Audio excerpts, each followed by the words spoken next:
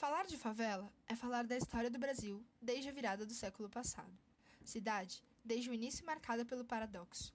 A derrubada dos cortiços resultou no crescimento da população pobre nos morros, charcos e demais áreas vazias em torno da capital. Mas a favela ficou também registrada oficialmente como área de habitação irregularmente construída, sem arruamentos, sem plano urbano, sem esgotos, sem água e luz. Dessa precariedade urbana, resultado da pobreza de seus habitantes e do descaso do poder público, surgiram as imagens que fizeram da favela o lugar da carência, da falta, do vazio a ser preenchido pelos sentimentos humanitários, do perigo a ser erradicado pelas estratégias políticas que fizeram do favelado um bode expiatório dos problemas da cidade, o outro, distinto do morador civilizado da primeira metrópole que o Brasil teve. Assim, a despeito de diferentes roupagens, sempre de acordo com um contexto histórico específico, o favelado foi um fantasma, um outro construído de acordo com um tipo de identidade de cidadão urbano que estava sendo elaborada, presidida pelo higienismo, pelo desenvolvimentismo ou, mais recentemente, pelas relações autorreguláveis do mercado e pela globalização. Em 2016, um relatório feito pela Organização das Nações Unidas, a ONU, indicou que existe em torno de 900 milhões de pessoas vivendo em favelas ao redor do mundo. Marcadas pela degradação urbana, pobreza e precariedade, as favelas possuem baixíssimo nível de serviços urbanos básicos, como saneamento e alimentação, fazendo sua população mais suscetível a problemas de saúde. No Brasil, historicamente, o acesso à moradia para a população de baixa renda se deu de forma precária e basicamente em três tipos: os cortiços, as favelas e os loteamentos periféricos, com moradia própria e autoconstrução. As primeiras favelas brasileiras surgiram no Rio de Janeiro, em meados do século XIX.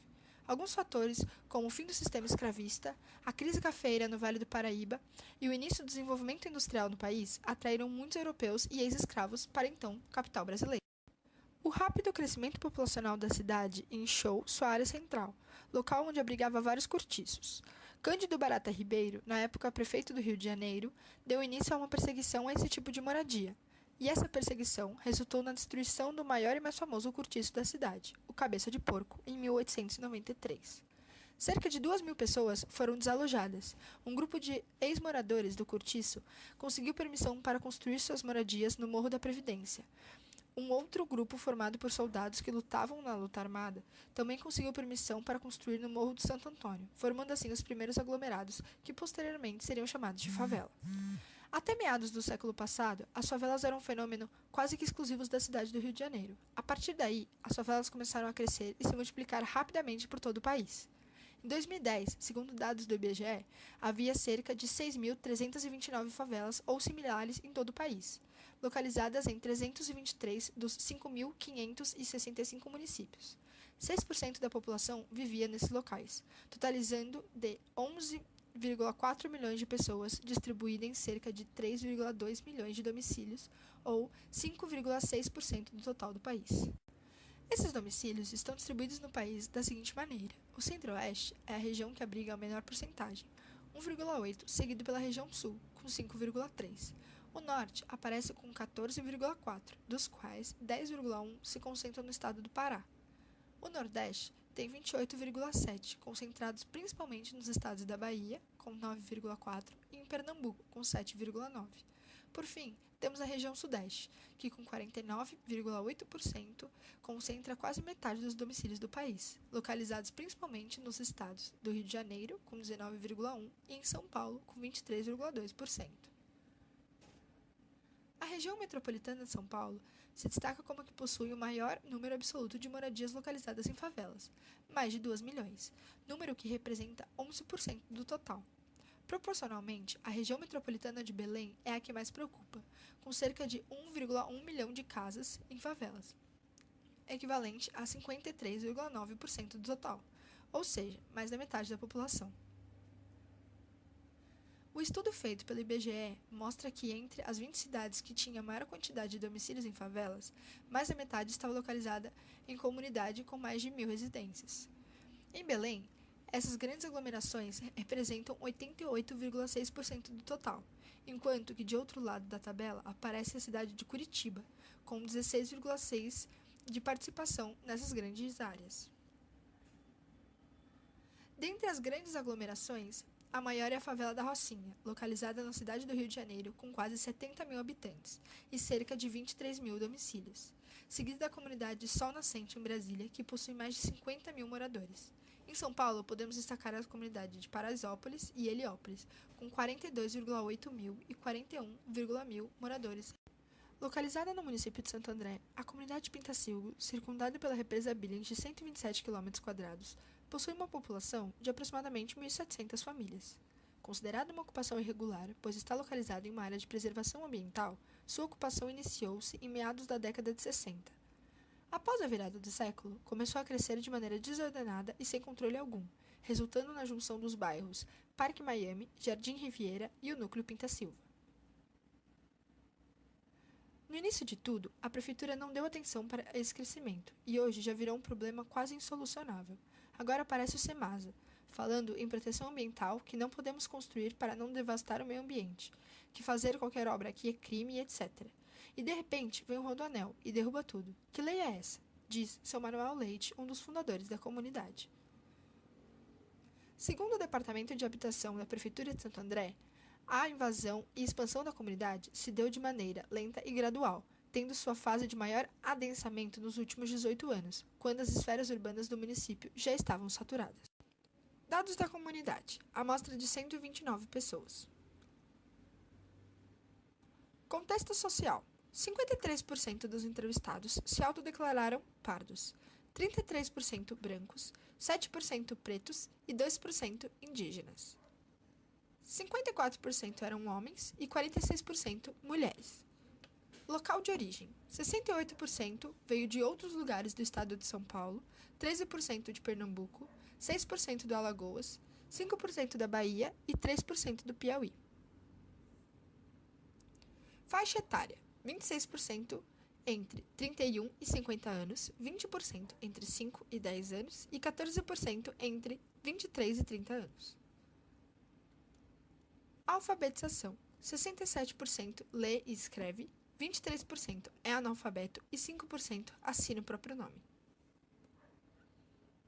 Trabalho e renda: 50% dos homens trabalham com carteira assinada e 50% trabalham sem carteira assinada. 77% das mulheres trabalham com carteira assinada e 23% sem carteira assinada. 66% deles possuem alguma dívida, 55% não recebem nenhuma assistência do governo, 41% recebem Bolsa Família.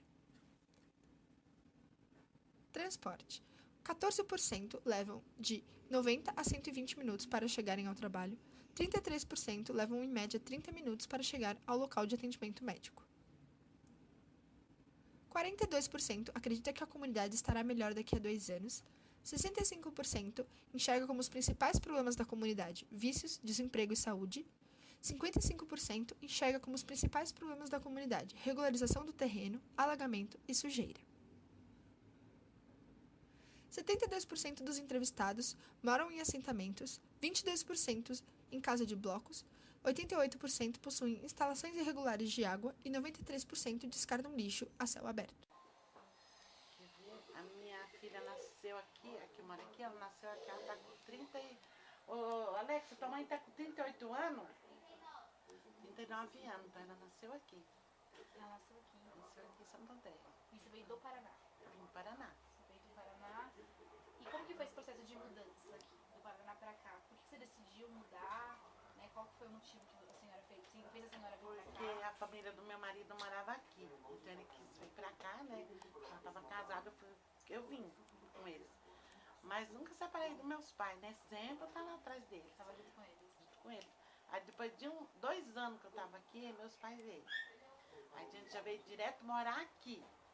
Que aqui não era esse nome aqui, Pintacilgo, né? Era Estrada do Pedroso sempre. Mas sabe ali onde que tem um teleférico? Ali tem uma área que era o CAT. Então ali era da prefeitura, era uma antiga olaria. Então tinha 4 casas ali. Era a olaria abandonada, né? E as casas tinha, e a prefeitura deu pra gente morar. Não tinha como pagar aluguel, né? A gente foi morar ali. Aí pra construir o teleférico, a gente teve que vir pra cá, que é aqui, essa rua. Era tudo mato. Foi aberto uma ruazinha para fazer as casas. Os fundadores dessa rua eu digo meu pai, mas eu também, né, que eu morava com eles, que fundou essa rua. Meu pai e mais 3 moradores. 3 Eram 4 famílias que moravam lá, vieram tudo pra cá.